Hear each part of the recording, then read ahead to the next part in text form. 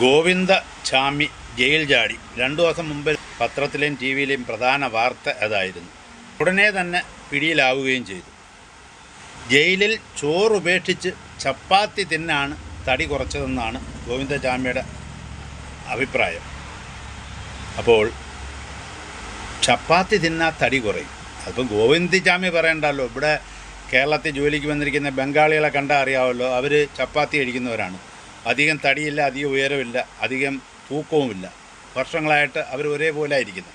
കേരളത്തിൽ ജീവിക്കുന്നവരാണെന്നോ പല രീതിയിലുള്ള തടിയും തൂക്കവും വണ്ണവും ഒക്കെ ഉള്ളവരാണ്.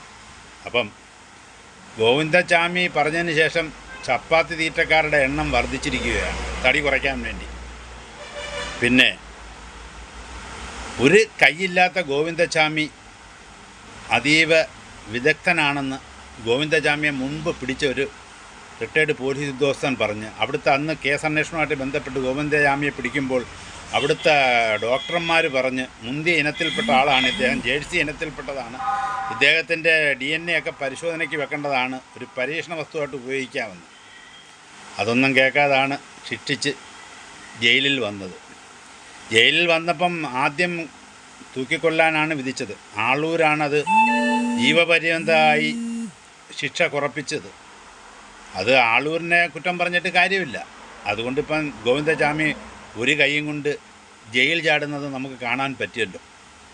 ഇപ്പം വരുന്ന ഓണത്തിന് ജയിലുകളിലെ ഓണാഘോഷ പരിപാടിയിൽ തവളച്ചാട്ടത്തിൽ ഗോവിന്ദചാമിയെ പങ്കെടുപ്പിച്ചാൽ കപ്പ് കണ്ണൂർ സെൻട്രൽ ജയിലിന് കിട്ടും. അതീവ വിദഗ്ധനാണെന്നാണ് എല്ലാവരും പറയുന്നത്. എന്തായാലും അതവിടെ ഇരിക്കട്ടെ.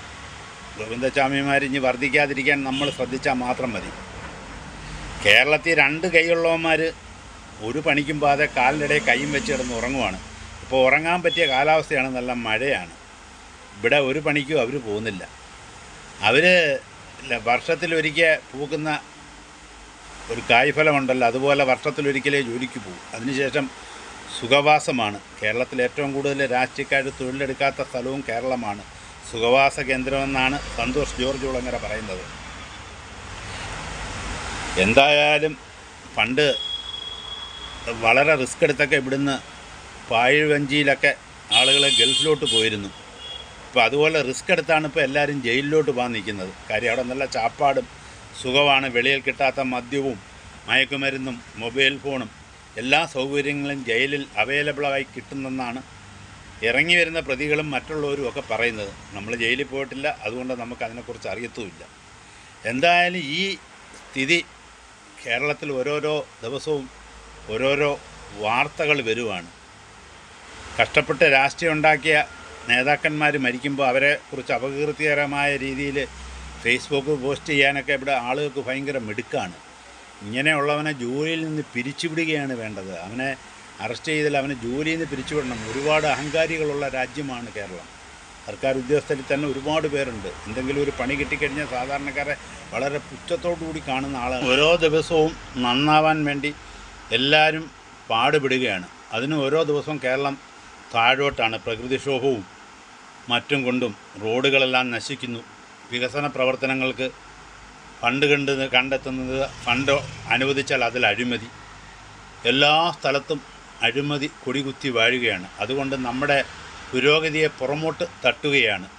ഗൾഫ് രാജ്യം പോലെ ദുബായും അതുപോലുള്ള രാജ്യം പോലെ അവിടെ നടത്തിയ വികസനം പോലെ നമ്മൾ 1 കിലോമീറ്റർ പോലും ഒരു കാലത്തും വികസനം ഉണ്ടാവാൻ വഴിയില്ല.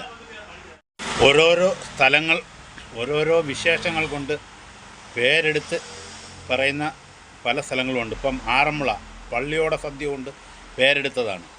അതേപോലെ കാഞ്ചീപുരം ബനാറസ് പട്ടുസാരികൾക്കും ക്ഷേത്രങ്ങൾക്കും പേരെടുത്ത സ്ഥലമാണ്.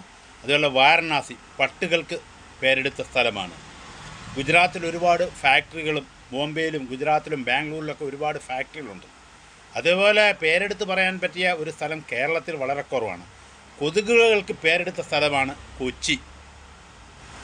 വാടയ്ക്ക് മാലിന്യം കൊണ്ട് പേരെടുത്ത സ്ഥലമാണ് കൊല്ലത്ത് കാഞ്ഞിരോട്ട് കായൽ. നിങ്ങൾ കൊല്ലം ട്രാൻസ്പോർട്ട് സ്റ്റാൻഡിൽ നിന്നും നോക്കിയാൽ നിങ്ങൾക്ക് കാണാവുന്നതാണ്. ഇത്രയും വൃത്തികെട്ട ഒരു കായൽ കേരളത്തിലില്ല. പിന്നെ കേരളത്തിൻ്റെ എല്ലാ 1 കിലോമീറ്റർ ചുറ്റളവിലും ഇപ്പം ഹരിതകർമ്മസേനയുണ്ട്, തൊഴിലുറപ്പ് പദ്ധതിക്കാരുണ്ട്. നിങ്ങൾ നോക്ക്, കെറ്റി പെയ്യുന്ന കാലാവസ്ഥ കാരണം റോഡ് സൈഡിൽ മൊത്തവും കാട് പിടിച്ച് വളരെ വൃത്തിഹീനമായിട്ടാണ് കാണപ്പെടുന്നത്. ദുബായിലെ കൂട്ടോ എന്തിനു പറയുന്നത്, വികസനം കടന്നു ചെല്ലാത്ത ഉഗാണ്ടയിൽ പോലും ഇതിനേക്കായി വൃത്തിയായിട്ടാണ് ഓരോ സ്ഥലം കിടക്കുന്നത്.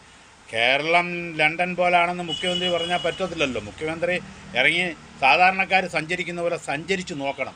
അല്ലാതെ കാറിൽ വാണം വിടുന്ന പോലെ പോയാൽ ഇതൊന്നും കാണാൻ പറ്റില്ല. എല്ലാ റോഡുകളും നശിച്ച് കിടക്കുകയാണ്. നമ്മുടെ ഈ തലമുറയും അടുത്ത തലമുറയൊന്നും നമുക്കിവിടെ വികസനം കാണാൻ പറ്റത്തില്ല. പിന്നെ സന്തോഷ് ജോർജ് അങ്ങനെ കൊണ്ടുവരുന്ന വീഡിയോ ഇട്ട് വിദേശ രാജ്യങ്ങളൊക്കെ കണ്ട് രസിക്കാനേ നമുക്ക് യോഗമുള്ളൂ.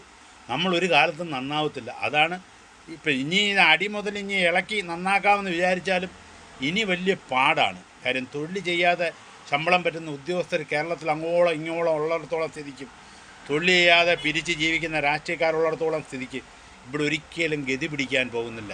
Good bye.